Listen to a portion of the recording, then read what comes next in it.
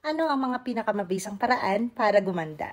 Mayroon tayong mabisang paraan para malunasan natin ang iba't ibang sakit natin sa balat.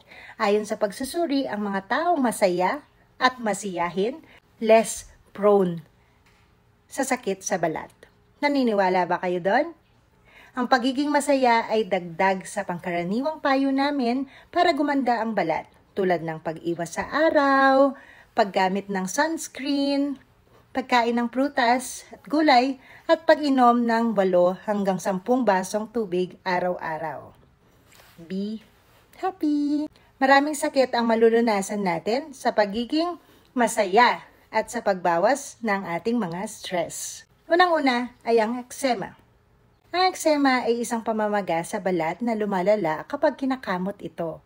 Kapag inis tayo or stress tayo na hindi natin ito na ilalabas, pwede itong lumabas bilang eczema. Remember na kapag masaya tayo, masaya ka, mabilis gumaling ang eczema. Number 2, psoriasis.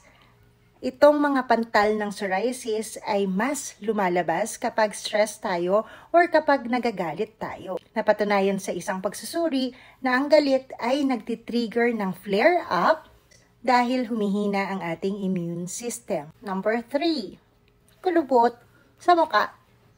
Kapag galit or inis tayo, lalong kumukulubot ang ating mga muka.